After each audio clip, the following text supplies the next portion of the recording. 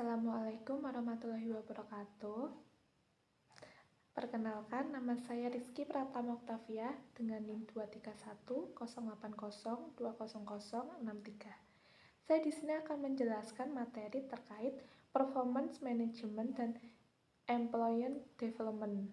Nah, arti dari personal development plans yaitu rencana aksi untuk meningkatkan kinerja, mengidentifikasi kekuatan dan kelemahan, serta menetapkan langkah perbaikan.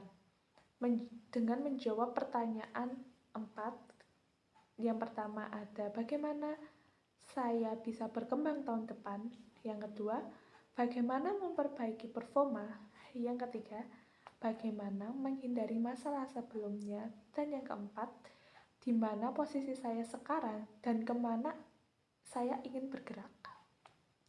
Adapun 3 kompetensi karir. Dalam development plan tidak hanya berfokus pada peningkatan kinerja dalam pekerjaan saat ini, tetapi juga mendukung pengembangan karir jangka panjang. Nah, adapun 3 kompetensi karir yaitu yang pertama ada reflektif, yang artinya refleksi motivasi dan kekuatan pribadi. Kedua ada komunikasi yaitu networking dan self-fulfilling, dan yang ketiga ada perilaku, artinya eksplorasi kinerja dan kontrol karirnya. Jadi karirnya berjenjang dari awal yang masih biasa saja, mungkin dari staff bisa menjadi naik ke puncak yaitu ke manajer. Kemudian adapun manfaat dari development plan itu sendiri. Nah, manfaat ini terbagi menjadi 2 untuk karyawan dan organisasi. Nah, bagi karyawan sendiri, manfaatnya yaitu meningkatkan kompetensi kinerjanya, memberikan kejelasan arah karirnya mau dibawa kemana, tujuan akhirnya juga mau berlabuh ke jabatan mana, kemudian meningkatkan kepuasan terhadap performance management system, dan memberikan pengalaman kerja yang lebih menantang.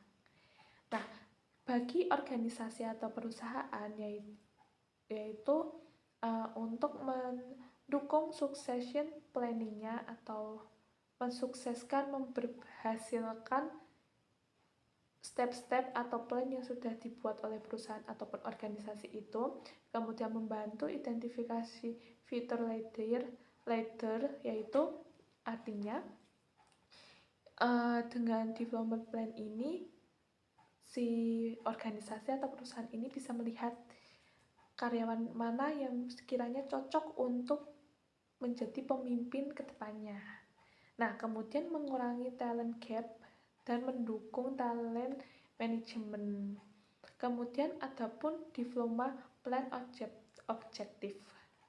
Memiliki tujuan nih development planning objektif ini, yaitu ada contention leadership, kemudian ada performance improvement, dan personal growth.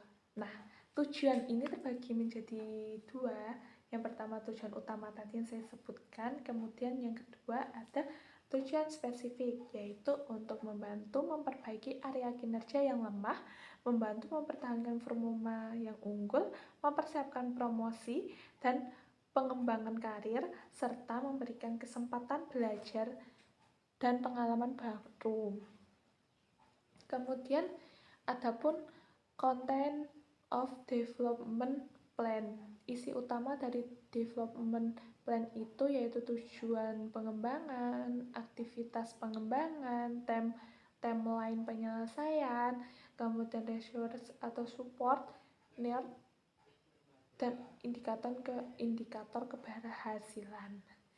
Nah, adapun karakteristik dari tujuannya yaitu tujuan harus praktis, spesifik, time oriented, measurable, dan disusun bersama supervisornya.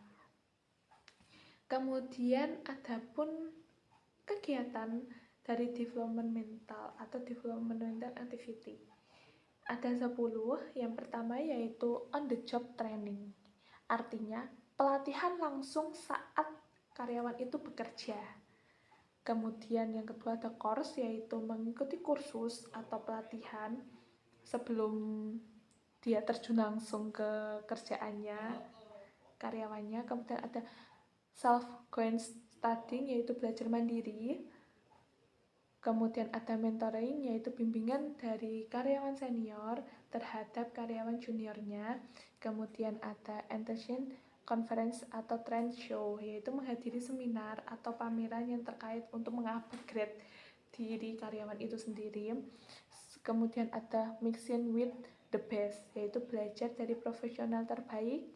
Itu juga bisa menjadi salah satu option. Kemudian getting address, yaitu artinya melanjutkan pendidikan ke jenjang lebih lanjut ataupun mencari sertifikat pelatihan itu dengan berkuliah juga bisa. Kemudian job rotation, yaitu pindah sementara ke bagian lain untuk mengetahui ini apa sih yang sebenarnya karyawan itu kuasai jika dia bisa berpindah ke bagian marketing atau bagian pelayanan. Nah, kemudian ada temporary assignments, yaitu tugas sementara untuk melatih skill atau mengupgrade diri sementara. Kemudian terakhir ada membership atau leadership role. Nah, aktif di organisasi profesional. Kemudian ada pun direct supervisor role. Ini menjelaskan standar dan target kinerja yang harus dicapai, merekomendasikan development activity yang terdiri dari 10 tadi yang sekiranya sesuai dengan karyawan itu masing-masing. Kemudian meninjau dan memberikan masukan terhadap development objektif, kemudian memantau progres pencapaian tujuan pengembangannya, dan memberikan reinforcement dan dukungan secara berkala atau bertahap. Kemudian dari Mintzberg itu ada peran internasional atau interpersonal roles, peran informasional atau informational roles, dan peran pengambilan keputusan atau decisional roles. Nah, untuk multi-shore feedback system atau 360 direct feedback, yaitu sistem penilaian yang mengumpulkan feedback dari berbagai sumber untuk membantu karyawan memahami kekuatan dan area-area yang perlu dikembangkan atau kekurangan dari karyawan itu sendiri.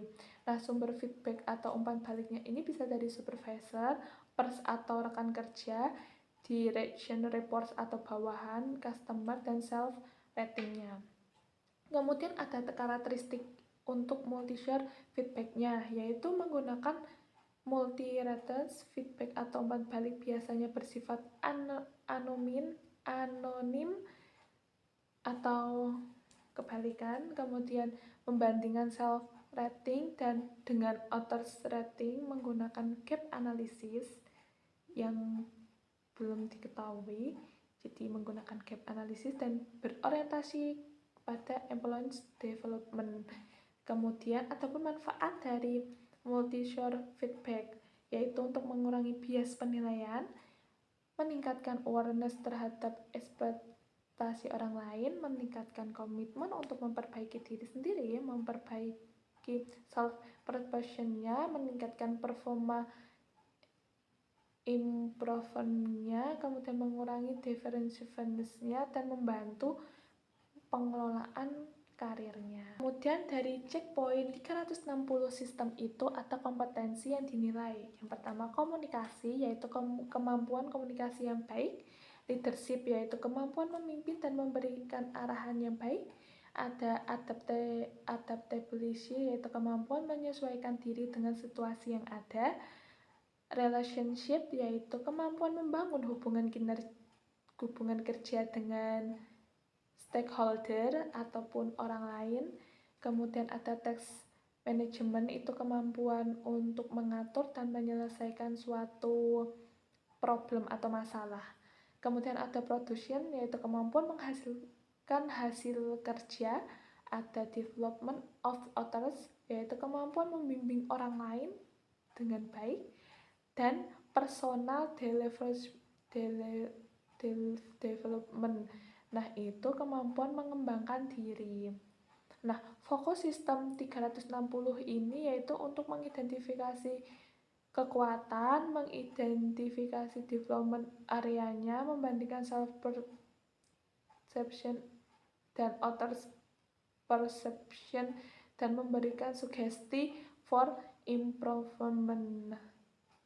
Kemudian ada risk and challenge, yaitu resiko utamanya ada pada menimbulkan resistensi karyawan, kemudian menyakiti perasaan individu, ketidakpercayaan terhadap kejujuran feedback atau umpan balik, dan sulit diterapkan pada budaya organisasi yang sangat hierarkis. Nah, tapi fokus keberhasilannya ini bisa menjaga keberhasilan feedback atau umpan baliknya, fokus pada development, bukan pada hukumannya, punishment, kemudian memberikan pelatihan evaluator, dan membangun organization terusnya. Sekian dari saya, bila ada salah kata mohon dimaafkan. Wassalamualaikum warahmatullahi wabarakatuh.